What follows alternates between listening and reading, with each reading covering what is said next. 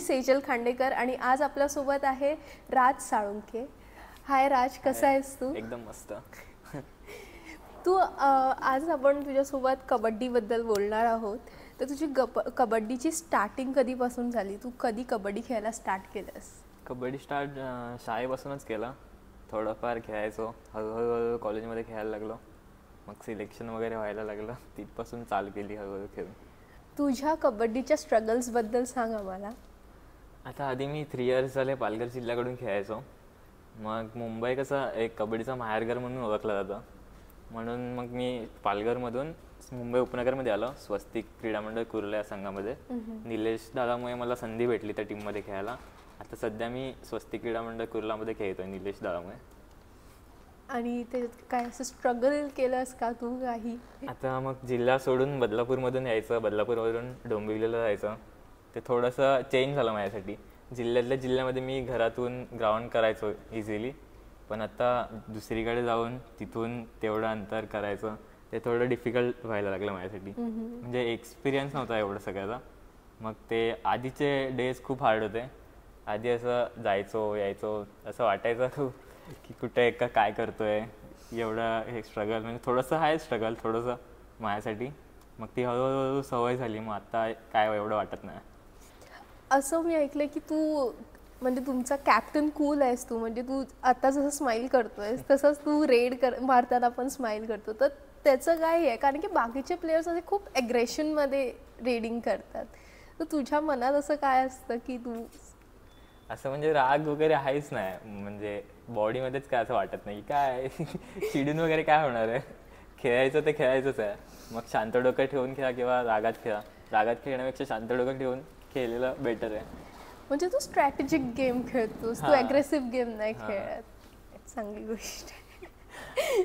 मग त्या गोष्टीचा तुझ्या टीमवरती पॉझिटिव्हली इम्पॅक्ट पडतो का, की आपला कॅप्टन एवढा स्ट्रॅटेजिकली आणि एवढा कामनेसनी खेळतोय, तर की तुझी टीम जसं आहे ते इंडिव्हिज्युअली खेळतात? नाही नाही, आधी आता नवीन नवीन स्वस्तिकमध्ये आलो, तर आधी खूप असं एकटं वाटायचं आणि आधीच्या स्टार्टिंगच्या मॅच होत्या त्या खूप लो खेळायला लागलो, खाली खाली खाली केली. पण टीम वगैरेनी सगळ्यांनी मला खूप सपोर्ट केला. मॅच चालू असली तरी पण बोलायची की काय नाही खेळ, तू हिरो आहेस असं समजून खेळशील तर खेळशील, तर असं नाही समजणार तर मग नाही खेळू शकणार. अलंकार पाटील, अक्षय बर्डे, आकाश रुडेले, अरकम शेख यांनी खूप सपोर्ट केला मला. जेव्हा जेव्हा वाटायचं की नाही नर्वस खेळतोय, ठीक नाही खेळत आहे, तेव्हा तेव्हा स्वतःहून येऊन मला समजवायचे की नाही खेळ, तू खेळशील. तर तू स्वस्तिक क्रीडा मंडळमधून खेळतोस, तर तिथे खूप मोठे मोठे प्लेयर्स आहेत, तर त्याच्याबद्दल तू आम्हाला काहीतरी सांग, तुझा एक्सपिरियन्स तिथून. तिथे गेलं म्हणजे त्यांना माझ्यापेक्षा खूपच एक्सपिरियन्स आहे जास्त. प्रो कबड्डी वगैरे खेळून आलेत, खेळत आहेत, तर त्यांच्याकडून मला शिकायला खूप भेटतं. ते स्वतःहून मला शिकवतात, काही चुकलं वगैरे तर सांगतात. कधी रनिंग वगैरे करायचं स्वतःहून बोलवून माझ्याकडून करून घेणार की हे कर असं कर. मग त्यांच्यामुळे मला खूप बेनिफिट भेटतो खेळताना.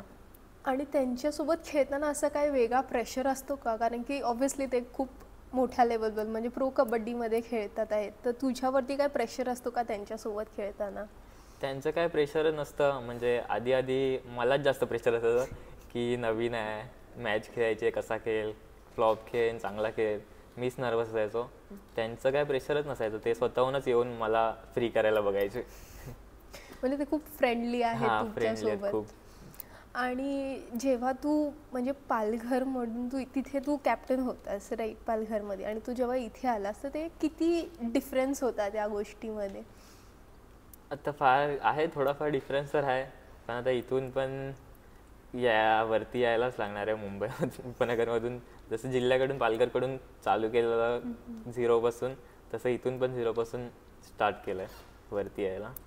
सो तू पालघरवरून जेव्हा बदलापूरला आलास तर तुझ्या पालघरच्या फॅमिलीने तर तुला खूप सपोर्ट केलेलाच, पण तुझी बदलापूरची फॅमिली तुला कसं सपोर्ट करते? त्यांचं काय रिॲक्शन होतं या सगळ्या गोष्टींना? ते पण खूप सपोर्ट करतात. आता आधी मी प्रॅक्टिसला येतो तेव्हा पालघरवरून मुंबईला प्रॅक्टिसला येणं खूप कठीण होतं. मग जेव्हा अक्षय शिंदे म्हणजे माझ्या आत्याचा मुलगा, तो जेव्हा बदलापूरला आला तेव्हा स्वतःहूनच त्याने मला बोलवलं की ये तू आत्ता इथे आहे, सगळं आत्या वगैरे पण आहेत, तर तू इथूनच कर. मग त्याचा खूप सपोर्ट आहे, आत्या वगैरेंचा पण खूप सपोर्ट आहे. जर मी कधी आता घरी दिसलो नाही त्याला रात्री वगैरे, तर तो स्वतःहूनच मला कॉल करणार आणि विचारणार की कुठे गेलास तू, दिसत नाही प्रॅक्टिसला, कधी जाणार आहेस, कधी येणार आहेस. तो खूप सपोर्ट करतो मला. चांगली गोष्ट आहे. आणि आम्ही तुझे खूप जास्त इंस्टाग्रामला आणि इथे तिथे एडिट्स बघितले आहेत, तर त्या एडिट्स थ्रू म्हणजे फॅन एडिट्स बघितले आहेत, तर त्या फॅन एडिट्स थ्रू तुला अशा मुलींचे DMs किंवा कुणाचे फॅन्सचे DM येतात का? हो येतात, थोडेफार येत असतात. कसं वाटतं तुला जेव्हा तुला एवढं फेम म्हणजे तुझ्या फेम थ्रू ऑब्व्हियसली तुझी मेहनत आहे पण त्याच्यात तुझे फेम मिळतंय आणि तुला आता ते रेकग्निशन मिळतं, तुला त्याच्याबद्दल कसं वाटतं? चांगलं वाटतं की आपण काहीतरी करतो ते लोकांना पण आवडतंय, म्हणजे आपण पण काहीतरी करतोय असं दिसतं. आणि तुझं सोशल मीडियावरती तुला तुझं असं वेगळं प्रेझेन्स जाणवतं का हो कबड्डीमुळे? हो जाणवतं खूप, म्हणजे सोशल मीडियामधून लोकांना तरी दिसतोय मी, नाहीतर मग असं दिसण्यात नसतं आलं लवकर. म्हणजे सोशल मीडिया आता खूप जास्त हेल्प करतं एका प्लेयरला किंवा कुणाला स्पॉटलाईट द्यायला. हो तू माझा मुलींचा क्वेश्चन तू अजून रिप्लाय नाही केलायस त्याला. नीट क्लिअर. अरे म्हणजे जेव्हा तुझे फॅन एडिट्स असतात, म्हणजे कोणीतरी तुझा एडिट बनवलाय आणि तो इंस्टाग्रामला टाकलाय, तर त्या थ्रू कुठलं फिमेल इंटरॅक्शन होतं का किंवा मुली तुला अप्रोच करतात का? असं मेसेज वगैरे ते येत असतात पण रिप्लाय वगैरे नाही देत, तसंच सोडून देतो. डिसिप्लिन फोकस्ड ऑन गेम आहेस हा, तू म्हणजे. तसंच सोडून देतो, मग काय विचारच नाही करायचं कशाला. कशाला झंझटमध्ये पडायचं. आणि जेव्हा लहान मुलं वगैरे तुझ्यासोबत येऊन सेल्फीज काढतात किंवा असं तुला ओळखतात, तेव्हा तुला कसं वाटतं? की तुला असं वाटतं की मी ह्यांना इन्स्पायर करतोय किंवा असं काही असेल का? हो चांगलं वाटतं की लहान लहान मुलं सुद्धा येऊन त्यांना कळतंय की काय कोण कसं आहे काय कळतंय, तर खूप चांगलं वाटतं. आणि तुला असं म्हणजे कोणी येऊन तुला विचारतं का की मी असं कसं खेळू दादा, इथपर्यंत कसं पोचू किंवा काही, म्हणजे तुझ्या थ्रू ते इन्स्पिरेशन घेऊन तुला असं ॲज अन आयडल बघून तुला काही विचारतात का लोक? हां लहान कोण कोण विचारतात की काय कसं करायचं, त्यांना फक्त एवढं सांगतो की प्रॅक्टिस करत राहा, मेहनत करत राहा, जे भेटणार आहे ते भेटणारच आहे. आणि तुला ह्या सगळ्याबद्दल कसं वाटतं? ॲज इन तुला असं वाटतं की हां चला काहीतरी मी अचीव केलं आहे लाईफमध्ये, की त्याचा प्रेशर फील होतो की अरे बापरे आता ह्याच्याशी बोलावं लागेल टाईप?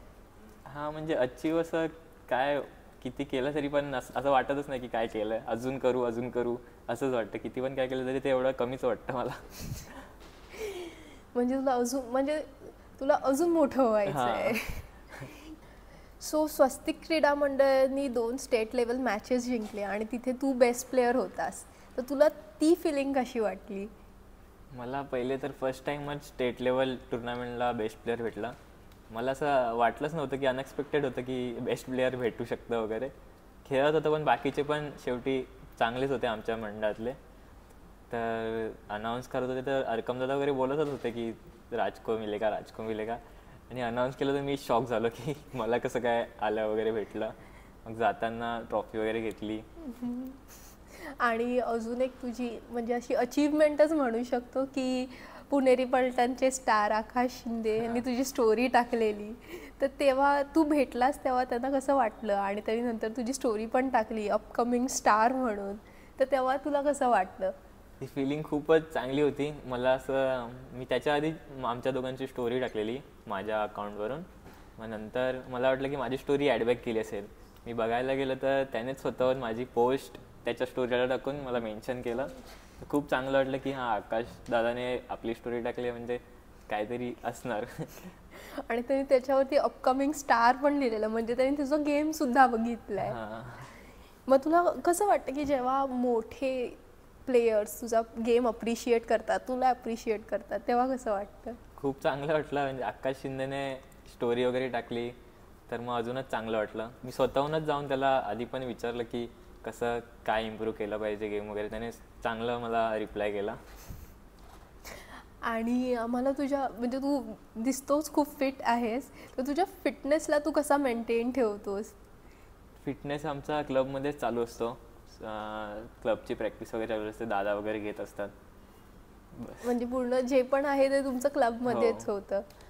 सो स्पोर्ट वोट तुमचे मॅचेस लाईव्ह स्ट्रीम करतो, तर त्याच्याने तुमचा किती फायदा होतो? म्हणजे आधी कबड्डीला कुठलाही प्लॅटफॉर्म नव्हता. पण आता जर असे प्लॅटफॉर्म प्रोव्हाइड होत आहेत आणि लाईव्ह स्ट्रीम्स होत आहेत, तर त्याचा तुम्हाला कसा फायदा होतो? आता ते लाईव्ह दाखवल्यामुळे आम्हाला आमच्या चुका कळायला लागल्या. आम्ही झालेल्या मॅच परत परत बघून आम्ही काय चुकलं, कसं काय आऊट झालो, कसं टॅकल झाला, ते सगळं आम्हाला लाईव्हमुळे कळायला लागलं. आणि म्हणजे लाईव्ह स्ट्रीममुळे तुम्हाला अजून एक्सपोजर पण मिळालं आहे का? म्हणजे लोकांनी तुम्हाला बघितलं आहे का? किंवा घरच्यांनी, ज्यांना मॅचेसला यायला मिळत नाही, त्यांना बघून म्हणजे काय फायदा होतो का त्याचा? म्हणजे आता जर लाईव्ह मॅच झाल्याच तर मग एक मॅच बघायला तर एवढ्या लांब कोणी येऊ शकत नाही. मग ती लिंकच पूर्ण फॅमिली वगैरेमध्ये बघायला लागतात, ग्रुपवर वगैरे सेंड करून. म्हणजे त्याच्यामुळे तुमच्या घरातल्यांना पण तुमचे मॅचेस बघायला भेटतात, which is nice.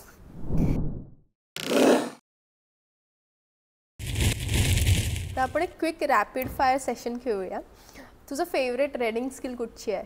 Favourite raiding skill running handle आणि बोनस. तुझा फेवरेट रेडर?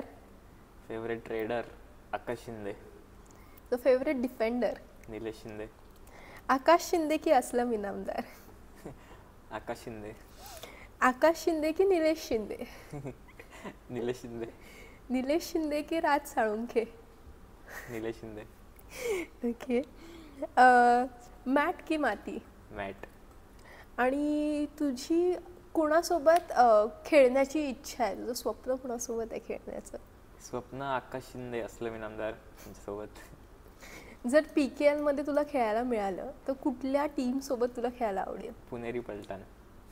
आणि जर तुला स्वतःची PKL टीम टाकायची असेल तर तू कुठले प्लेयर्स निवडशील? Right left corner Girish Ranok, Nilesh Shinde. Right left turn Arkam Shaikh आणि सुरजित सिंग. आणि रेडर असलम इनामदार, आकाश शिंदे, पंकज मोहिते. आणि तुला जर स्वतःला एका वर्डमध्ये किंवा एका सेंटेन्समध्ये डिस्क्राईब करायचं असेल तर तू कसं करशील? कूल. Captain cool. तर आम्हाला आज खूप छान वाटलं तू इथे आल्याबद्दल आणि आम्हाला खूप छान वाटलं तुझ्याशी गप्पा मारून. आणि स्पोर्टवोट तर्फे तुझ्या फ्युचरसाठी तुला ऑल द बेस्ट. आणि हे एक छोटंसं गिफ्ट तुझ्यासाठी. थँक्यू. Thank you for coming.